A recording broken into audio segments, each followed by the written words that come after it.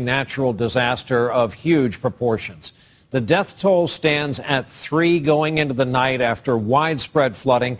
It has knocked out power, closed roads. It forced hundreds of people today to move to higher ground. The worst of it is centered in and around Boulder, Colorado. NBC's Miguel Almaguer starts us off from there tonight. Miguel, good evening.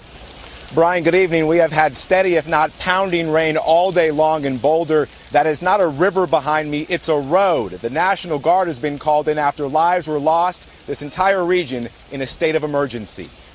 Flash flooding is imminent. A day of chaos and confusion as torrential rain pounds Boulder, washing away homes, cars, and causing at least 3 deaths. They may not let you go back up that far.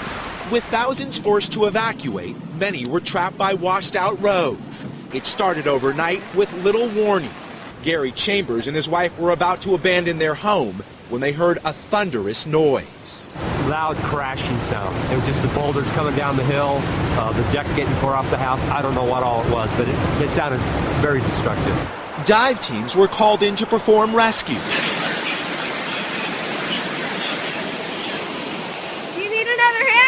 But it was neighbors depending on neighbors to reach dry ground.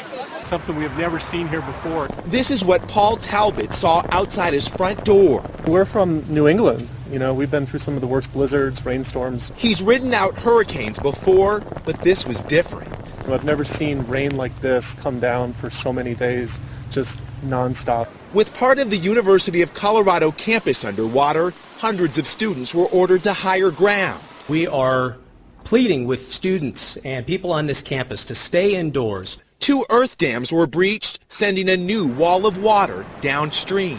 When the water came through, it came through as a torrent. 7.2 inches of rain fell in less than 24 hours, an all-time record. This is insane. Yep. Floods have devastated this region before.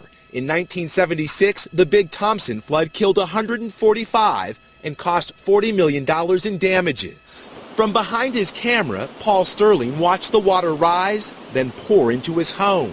Like so many others, helpless against Mother Nature. It's about to come into my downstairs. I'm not even going to go down there. Tonight, the damage is still being tallied, and the danger isn't over yet. The forecast isn't helping. We'll have steady rain through tomorrow, then on and off rain through the weekend. And adding insult to injury, this area burned in a fire just a few years ago. That's made this region right